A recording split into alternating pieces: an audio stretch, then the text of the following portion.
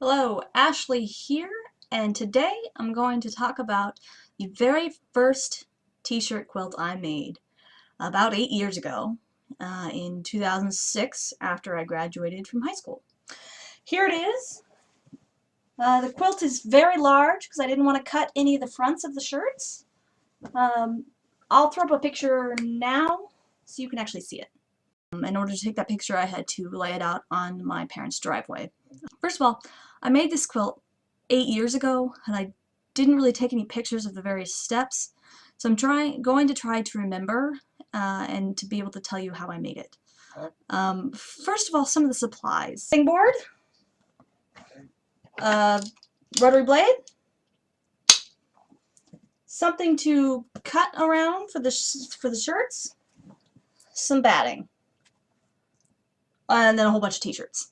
And the back that you want to do. On this particular one, I just did a big black sheet because it was cheaper than buying some other kind of fabric.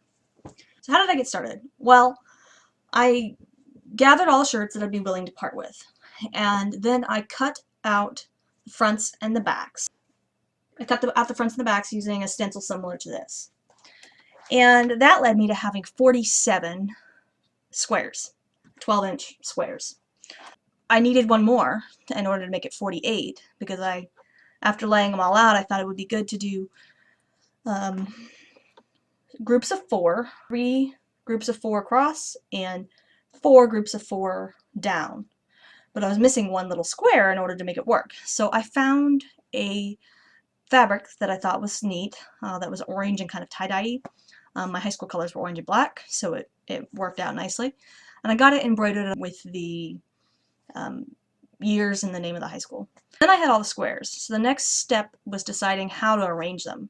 So I just laid them out on the floor and put different colors together that I thought looked nice, basically. This took up a lot of space, especially because I wasn't willing to cut the faces of the shirts.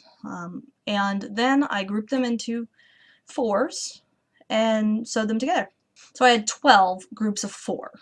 Then I laid those all out and figured out that maybe I should put some black strips in between the groups of 4. And so I decided to do 2 inches of black between each of the squares, groups of 4 squares. Put those together horizontally because it's easier to sew shorter distances, especially when you're trying to shove it through your machine. So then I had 4 strips of 3 blocks. I sewed those together. Very large front face. I had to decide what to do with the back. So I just got a large black sheet. I vaguely remember that I had to get a second one because it wasn't long enough, so I had to sew those together then. Then I put the batting, so the front, the batting, and the black sheet.